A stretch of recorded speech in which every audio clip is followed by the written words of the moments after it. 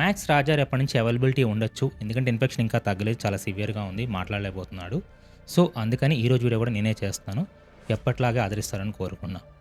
And ఫైనల్‌గా 2026 budget అయితే release అయ్యింది. అండ్ నిన్న చాలామంది కామెంట్స్‌లో ఈ బడ్జెట్ గురించి ఏమైనా అడిగారు కూడా. అండ్ నిజానికి ఇండియన్ యూత్ బడ్జెట్ మీద ఇంట్రెస్ట్ చూపించడం అంటే చాలా మంచి విషయం. ఎప్పుడైతే ఒక కంట్రీ యొక్క యూత్ ఆ కంట్రీ యొక్క ఫైనాన్స్ స్ట్రక్చర్ మీద ఇంట్రెస్ట్ చూపిస్తుందో అప్పుడే ఆ దేశం త్వరగా డెవలప్ అవుతుంది. అండ్ ఈ ఇయరే కాదు, ప్రతి ఇయర్ కూడా మీరు ఇలాగే బడ్జెట్ కోసం చూడాలి. అండ్ ఈ ఇయర్ బడ్జెట్ని చూసుకుంటే ఇందులో కొన్ని రెడ్ ఫ్లాగ్స్ ఉన్నాయి అండ్ కొన్ని గ్రీన్ ఫ్లాగ్స్ కూడా ఉన్నాయి. అండ్ ఇంకొన్ని నార్మల్ వైట్ ఫ్లాగ్స్ కూడా ఉన్నాయి. బట్ ఈ బడ్జెట్ గురించి మీకు ఒక ఓవరాల్ పిక్చర్ ఇవ్వాలి అంటే ఒక మాట చెప్తాను. ఈ సంవత్సరం బడ్జెట్ అనేది మెయిన్గా 2 ఏరియాస్ మీద ఫోకస్ చేసింది. ఒకటి capital expenditure and infrastructure, and 2 manufacturing and supply chain మీద. అండ్ మెయిన్గా ఇగ్నోర్ చేసిన ఏరియాస్ వచ్చేసి ఫ్రీబీస్, అండ్ అలాగే సెకండ్ మెయిన్ది ఇగ్నోర్ చేసింది కన్జంప్షన్ లెడ్ గ్రోత్ని. ఇదేంటో మీకు ముందు చెప్తాను. బట్ అసలు ముందు బడ్జెట్ అంటే ఏంటనేది చెప్పి దాని తర్వాత ఇన్కమ్ ట్యాక్స్ స్లాబ్స్ అండ్ అలాగే ఈ ఇయర్ ఏ ఏరియాస్ మీద బాగా ఫోకస్ చేశారు అండ్ ఏ ఏరియాస్ని ఇగ్నోర్ చేశారనేది మాట్లాడుకుందాం. అండ్ కొన్ని క్వశ్చన్స్ కూడా ఉన్నాయి, వాటి గురించి కూడా చూద్దాం. సో బేసిక్గా బడ్జెట్ అంటే ఏంటి? చాలామంది బడ్జెట్ని చాలా కాంప్లికేటెడ్ అనుకుంటారు. బట్ నిజానికి అంత కాంప్లికేటెడ్ కాదు. అండ్ సింపుల్ టర్మ్స్లో చెప్పాలి అంటే ఇప్పుడు మీరు అండ్ మీ ఫ్రెండ్స్ కలిసి ఒక ట్రిప్ వెళ్ళాలనుకున్నారనుకోండి, మీరు మొదట చేసే పని ఏంటి? బడ్జెట్ వేసుకోవడం. మీకంటూ ఒక బడ్జెట్ ఉంటుంది అండ్ ఆ ఒక టైం పీరియడ్ కూడా ఉంటుంది. అంటే మొత్తం మీద కలిపి ₹1,00,000 అండ్ వారం ట్రిప్ అనుకోండి. ఈ ₹1,00,000 మీరు ఎలా ఖర్చు పెట్టాలనేది ఆలోచిస్తారు. కొంతమంది ఏంటంటే ట్రాన్స్పోర్టేషన్ అండ్ హోటల్స్ మీద ఎక్కువ ఖర్చు పెట్టి తక్కువ ప్లేసులు తిరుగుతారు. అంటే ఇప్పుడు ఇక్కడ నుండి మీరు కాశ్మీర్ ట్రైన్లో వెళ్ళొచ్చు అండ్ ఫ్లైట్లో వెళ్ళొచ్చు. ట్రైన్ అనుకోండి 2 రోజుల జర్నీ బట్ 2,000తో వెళ్ళిపోవచ్చు. అలాగే ఫ్లైట్ అనుకోండి 7 అవర్స్ జర్నీ బట్ వెళ్ళడానికి 8,000 ఖర్చు అవుతుంది. సో ఇప్పుడు మీరు 7 డేస్లో 4 డేస్ ట్రైన్లో ట్రావెల్ చేస్తూ అక్కడ 3 డేస్ లగ్జరీ హోటల్లో ఉంటూ కార్లో ట్రావెల్ చేస్తూ ఆ 3 రోజులు లిమిటెడ్ ప్లేస్కి మీకు నచ్చినట్లు స్పెండ్ చేయొచ్చు. లేదా ఫ్లైట్లోకి వెళ్ళి అక్కడ 6 రోజులు ఉంది చీప్ హోటల్స్ అలాగే లోకల్ ట్రాన్స్పోర్ట్ని వాడుకుంటూ ఎక్కువ ప్లేస్లో తిరగచ్చు. మొదటి దాంట్లో ఏంటంటే మీకు టైం తక్కువ ఉంటుంది బట్ లగ్జరీ ఎక్కువ ఉంటుంది. సెకండ్ దాంట్లో ఏంటంటే టైం ఎక్కువ ఉంటుంది బట్ కంఫర్ట్ తక్కువ ఉంటుంది. బట్ ఈ రెండూ కావాలంటే సింపుల్, కొంచెం మనీ ఎక్స్ట్రా బయటని తీసుకొచ్చి ఫ్లైట్ టికెట్స్ పెట్టుకొని మిగిలిన మనీతో లగ్జరీగా కాకుండా కంఫర్టబుల్గా ట్రావెల్ చేయొచ్చు. ఇక్కడ ఇండియన్ బడ్జెట్ కూడా అంతే. మనకి ఎంత అమౌంట్ ఉంది, ఎంత టైం ఫ్రేమ్ ఉంది అండ్ ఎక్కడెక్కడ ఖర్చు పెట్టాలి అండ్ ఎక్స్ట్రా మనీ ఎక్కడ తీసుకొని రావాలి. అండ్ మన బడ్జెట్ టర్మ్స్లో చెప్పాలంటే income, expenditure, time frame and borrowings and వీటిని బడ్జెట్ హైలైట్స్ అని అంటారు. సో ఇయర్ బడ్జెట్ హైలైట్స్ కనుక చూసుకుంటే మన ఎస్టిమేటెడ్ ఇన్కమ్ వచ్చేసి 36,51,547 కోట్లు అండ్ ఎస్టిమేటెడ్ ఎక్స్పెండిచర్ వచ్చేసి 53,47,315 కోట్లు. అటు ఇటుగా దాదాపు 17 లక్షల కోట్లు గ్యాప్ అయితే ఉంది. అంటే మనకు వచ్చే 36.5 లక్షల కోట్ల కన్నా 17 లక్షల కోట్లు ఎక్స్ట్రాగా ఖర్చు పెడుతున్నాం. అండ్ ఈ మనీని మనం ఎక్కడి నుంచి తెచ్చుకుంటాం? మెయిన్గా మనకి ఉండే సోర్సులు 2. ఒకటి మార్కెట్స్ నుండి డబ్బులు తీసుకోవడం, అంటే గవర్నమెంట్ బాండ్స్ అండ్ సెక్యూరిటీస్ని అమ్మి డబ్బును కలెక్ట్ చేసుకోవడం. అండ్ ఇలా మనం దాదాపు 17.7 లక్షల కోట్లు తీసుకుంటున్నాం. అండ్ సెకండ్ సోర్స్ వచ్చేసి small savings and other sources, అంటే సేవింగ్స్ అకౌంట్స్ నుండి, పీఎఫ్ అకౌంట్స్ నుండి, పోస్ట్ ఆఫీస్ డిపాజిట్ల నుండి, ఇలా గవర్నమెంట్ రిలేటెడ్ వాటి నుండి తీసుకుంటుంది. అండ్ ఈ మొత్తం టైం ఫ్రేమ్ అంటే ఈ బడ్జెట్ మొత్తం మనం వాడుకునేది వచ్చేసి 1 ఫైనాన్షియల్ ఇయర్, అంటే 2026 ఏప్రిల్ 1 నుండి 2027 మార్చ్ 31 వరకు ఈ బడ్జెట్ని వాడతాం. సో ఇప్పుడు మనం ఎంత ఖర్చు పెడుతున్నాం అనేది తెలిసింది. బట్ ఎందుకు ఖర్చు పెడుతున్నాం అనేది అండ్ అలాగే మనకి ఇన్కమ్ ఎక్కడి నుండి వస్తుంది అండ్ అలాగే మనం ట్యాక్స్ ఎంత కడుతున్నాం ఇవన్నీ కూడా తెలుసుకోవాలి కదా. సో మొదట మన గవర్నమెంట్కి డబ్బులు ఎక్కడి నుండి వస్తున్నాయి అనేది చూద్దాం. గవర్నమెంట్కి మెయిన్గా 5 ఇన్కమ్ సోర్సులు ఉన్నాయి. అవి ఏంటంటే నెంబర్ 1 ట్యాక్స్ రెవెన్యూ, ఇది మనకు మెయిన్ ఇన్కమ్ సోర్స్. ఇందులో కూడా రకాలు ఉన్నాయి, అవి తర్వాత చూద్దాం. ఇక రెండోది నాన్ ట్యాక్స్ రెవెన్యూ, అంటే ట్యాక్సెస్ కాకుండా మిగతా వాటి ద్వారా గవర్నమెంట్ ఎర్న్ చేస్తుంది, like bus ticket, toll fee లేదా గవర్నమెంట్ కంపెనీస్ నుండి వచ్చే ఇన్కమ్. ఇంకా 3 క్యాపిటల్ రిసిప్ట్స్, అంటే అప్పు తీసుకోవడం లేదా వేరే కంట్రీస్ మనకి ఫ్రీగా డబ్బులు ఇవ్వడం. నెంబర్ 4 న్యాచురల్ రిసోర్సెస్ రెవెన్యూ, అంటే oil and gas royalties and mining and mineral extraction ద్వారా వచ్చే డబ్బులు.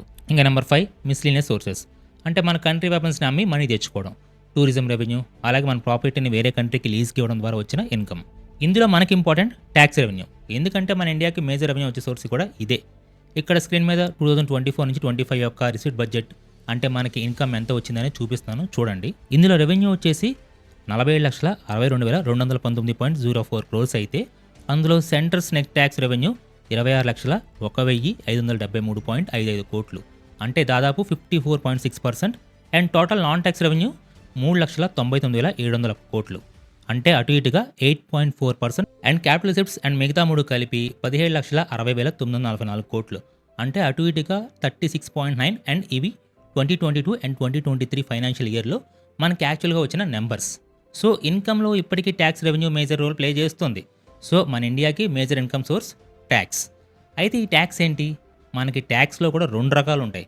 ఒకటి డైరెక్ట్ ట్యాక్స్, ఇంకోటి ఇండైరెక్ట్ ట్యాక్స్. ఈ రెండు ఏంటనేది మీకు సింపుల్గా చెప్పాలంటే, మనం డైరెక్ట్గా గవర్నమెంట్ కట్టే ఏ ట్యాక్స్ అయినా సరే అది డైరెక్ట్ ట్యాక్స్. అంటే మన ఇన్కమ్ మీద కట్టే ట్యాక్స్, ప్రాపర్టీ మీద కట్టే ట్యాక్స్, లేదా కంపెనీల మీద, బిజినెస్ల మీద వాటి ఇన్కమ్ మీద కట్టే ట్యాక్స్. దీన్నే కార్పొరేట్ ట్యాక్స్ అని కూడా అంటారు. సో ఒక పర్సన్ కానీ, లేదా ఒక బిజినెస్ కానీ, లేదా ఒక ఏదైనా ఎంటిటీ డైరెక్ట్గా గవర్నమెంట్కి పే చేసే ట్యాక్సే direct tax. And indirect tax అంటే మనం థర్డ్ పార్టీ నుంచి గవర్నమెంట్కి పే చేసే ట్యాక్స్. ఇప్పుడు మీరు ఒక చాక్లెట్ కొన్నారనుకోండి, దాని రేట్లో ఆల్రెడీ జీఎస్టీ ఇంక్లూడ్ అయి ఉంటుంది.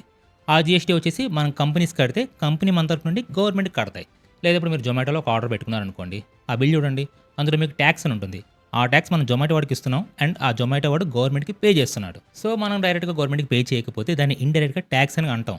అందులో main GST, excise tax, VAT and customs duty ఇలాంటివి ఉంటాయి. సో ఇప్పుడు మీకు direct tax and indirect tax అంటే ఏంటనే అర్థమైందని అనుకుంటున్నాను. అండ్ ఇందులో మెయిన్ ఇన్కమ్ సోర్స్ వచ్చేసి 3. అందులో ఒకటి కార్పొరేట్ ట్యాక్స్, దాదాపు 8.2 లక్షల కోట్లు. అండ్ అలాగే రెండోది ఇన్కమ్ ట్యాక్స్ 8.3 లక్షల కోట్లు. అండ్ 3 జీఎస్టీ 8.4 లక్షల కోట్లు. ఇవి యాక్చువల్ నెంబర్స్, ఎస్టిమేట్స్ కాదు.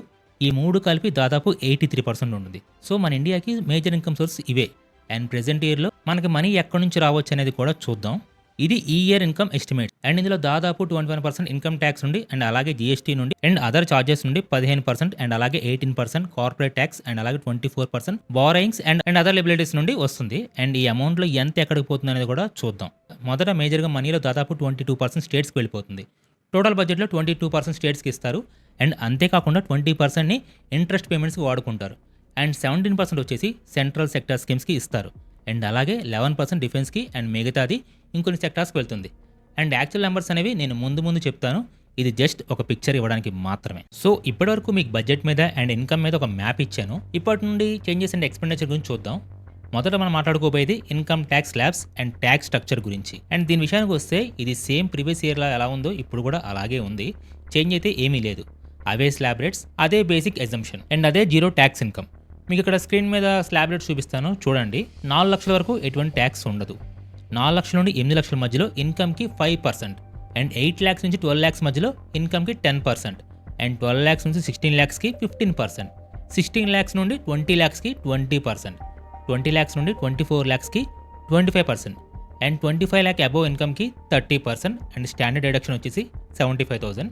అండ్ అలాగే సెక్షన్ 87A రిబేట్ వచ్చేసి 12 లక్షలు. అంటే ఎవరైతే సంవత్సరానికి 12,75,000 వస్తుందో వాళ్ళు పే చేయాల్సిన ట్యాక్స్ వచ్చేసి 0. లాస్ట్ ఇయర్ కూడా ఇదే, అండ్ ఈ ఇయర్ కూడా అదే. బట్ ఈ ఇయర్ మిడిల్ క్లాస్ వాళ్ళు ఎక్స్పెక్ట్ చేస్తుంది ఏంటంటే స్లాబ్ రేట్స్లో కొంచెం చేంజెస్ తీసుకొని రావాల్సింది అని. ఎందుకంటే ఇప్పుడు 15 ల్యాక్స్ ఇన్కమ్ మీద స్టాండర్డ్ డిడక్షన్ తీసేస్తే 14.25 ల్యాక్స్ మీద ట్యాక్స్ వచ్చేసి 93,750.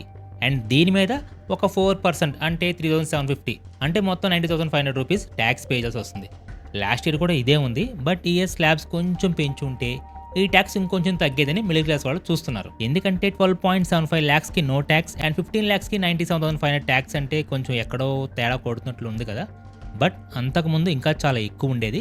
And maximum middle class income 12 లక్షల కంటే ఎక్కువ ఉండదు అనుకోండి. బట్ ప్రెజెంట్ ఇన్కమ్ పెరుగుతుంది, అండ్ అలాగే ఎక్స్పెన్సెస్ కూడా పెరుగుతున్నాయి. సో స్లాబ్ రేట్స్ చేంజ్ చేసి ఉంటే కొంచెం బాగుండేదని టాక్ వినపడుతుంది. బట్ ఇది ఓవరాల్గా గుడ్డే. ఎందుకంటే కొంచెం ఎక్కువ సంపాదించే వాళ్ళ మీద ట్యాక్స్ పడుతుంది తప్ప తక్కువ సంపాదించే వాళ్ళ మీద కాదు. ఇదేమీ రెడ్ ఫ్లాగ్ కాదు, అలాగనే గ్రీన్ ఫ్లాగ్ కూడా కాదు, వైట్ ఫ్లాగ్. ఎందుకంటే లాస్ట్ ఇయర్కి అండ్ ఈ ఇయర్కి ఎటువంటి చేంజ్ లేదు అందుకు. ప్లస్ లాస్ట్ ఇయర్ చాలా పెద్ద చేంజ్ చేశారు. అప్పట్లో 12 లక్షల వరకు నో ట్యాక్స్ అంటే ఐటీ ఎంప్లాయీస్ ఎగిరి గంతేశారు కూడా. బట్ అదే ఈ ఇయర్ అనేసరికి కొంచెం రొటీన్ లాగా అనిపించింది. అండ్ జీడిపి గ్రోత్ రేట్ విషయానికి వస్తే గవర్నమెంట్ ఎస్టిమేషన్ ప్రకారం నామినల్ జీడిపి గ్రోత్ రేట్ దాదాపు 10% ఉండొచ్చు అనుకుంటున్నారు.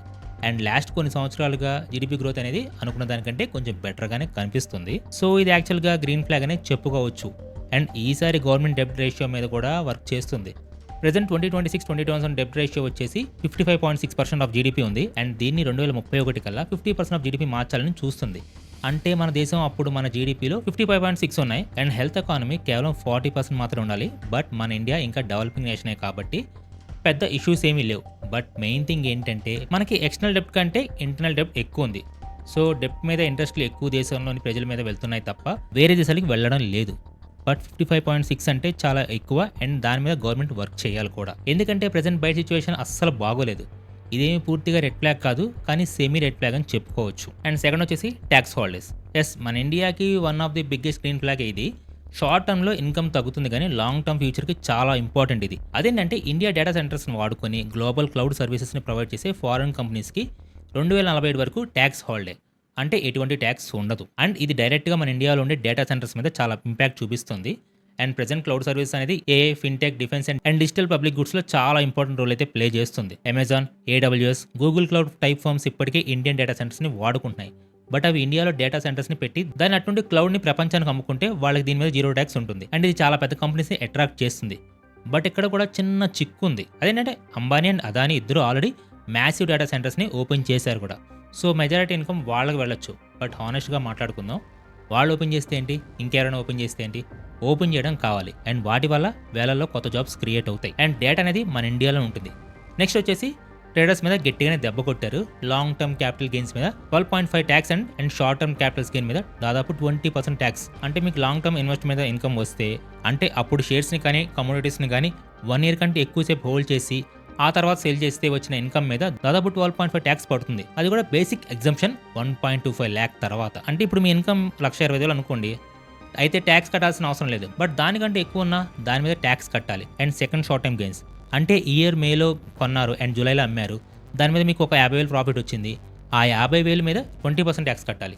ఇది గట్టి దెబ్బనే, కానీ యాక్చువల్గా దీనికి ఒక రీజన్ ఉంది. రీసెంట్గా ఇండియన్ యూత్ ఈ షార్ట్ టర్మ్ గెయిన్స్, ముఖ్యంగా ఫీచర్స్ అండ్ ఆప్షన్స్ మీద ఎక్కువ మంది ఇన్వెస్ట్ చేస్తున్నారు. అండ్ లిటరల్గా ఇది ఒక రకంగా గ్యాంబ్లింగ్ లా తయారైంది. కేవలం లాస్ట్ ఇయర్లోనే ఫీచర్స్ అండ్ ఆప్షన్స్ మీద దాదాపు 1,06,000 కోట్లు పోగొట్టుకున్నారు.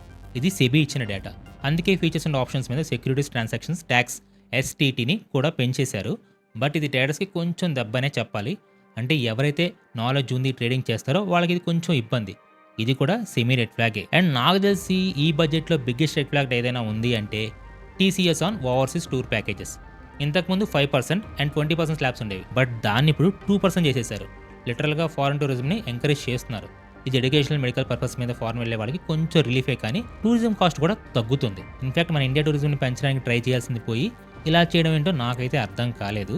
ఒకవేళ ఎడ్యుకేషన్ అండ్ హెల్త్ వరకు తగ్గించాలనుకుంటే ఆ రెండింటి మీదనే స్పెక్యులర్గా తగ్గించి ఉండొచ్చు కదా, లేదా జాబ్స్ అయినా సరే టూరిజం ప్యాకేజ్ మీద ఎక్కువ ఉంచాల్సిందే. అండ్ దీని తర్వాత నాకు బాగా నచ్చిన గ్రీన్ ఫ్లాగ్ వచ్చేసి డిఫెన్స్ బడ్జెట్ని దాదాపు 7.85 lakh crore rupees అలోకేట్ చేశారు. అండ్ ఇదే ఉంది, ప్రతి సంవత్సరం మన బడ్జెట్లో ఎక్కువగా డిఫెన్స్కే వాడేవాళ్ళు కదా, అంటే ఈ ఇయర్ మొదటిసారి ఇందులో ఎక్స్పెన్స్ రేషియోను కూడా చేంజ్ చేశారు. ఇంతకుముందు ఏంటంటే ఎక్కువగా పెన్షన్స్ అండ్ రెవెన్యూ ఎక్స్పెండిచర్ మీద పెట్టేవాళ్ళు. అండ్ ఈసారి ఏం చేశారంటే వాటిని తగ్గించకుండా అలాగే ఉంచి ఎక్స్ట్రా బడ్జెట్ని క్యాపిటల్ ఎక్స్పెండిచర్ మీద పెట్టారు. అంటే కొత్త ప్లాన్స్ తీసుకోవడం అండ్ ముఖ్యంగా మేక్ ఇన్ ఇండియా మీద ఎక్కువ ఫోకస్ చేశారు. గోల్ అనేది క్లియర్గా అర్థమవుతుంది, ఇండియాని ఒక డిఫెన్స్ సెక్టర్ ఎక్స్పోర్టర్గా రెడీ చేయాలని చూస్తున్నారు. అండ్ మొదటిసారి టోటల్ అలొకేషన్లో 27.95%ని క్యాపిటల్ ఎక్స్పెండిచర్ మీద పెడుతున్నారు.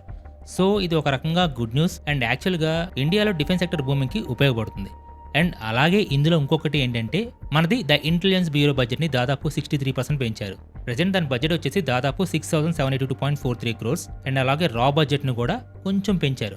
ముఖ్యంగా IB బడ్జెట్ని రీసెంట్గా Pahalgam and Delhi blast attacks తర్వాత పెంచడం అనేది కొంచెం మంచి విషయమే చెప్పాలి. అండ్ అలాగే ఈ ఎడ్యుకేషన్ బడ్జెట్కి దాదాపు 1,39,289.38 crores అలోకేట్ చేశారు. అండ్ ఇది లాస్ట్ ఇయర్ కంటే దాదాపు 8.2% ఇంక్రీజ్. అండ్ అలాగే హెల్త్ విషయానికి వస్తే 1.6 lakh crores, అంటే దాదాపు 9% పెంచారు. ఇవి కూడా గుడ్ న్యూసే. కాకపోతే ఇంకా డీటెయిలింగ్లోకి వెళ్ళాలి. అండ్ నేషనల్ లెవెల్లో 7 హై స్పీడ్ రైల్ కారిడార్స్ని అనౌన్స్ చేశారు. అండ్ అలాగే ఇందులో 3 హైదరాబాద్ నుండి వెళ్తున్నాయి.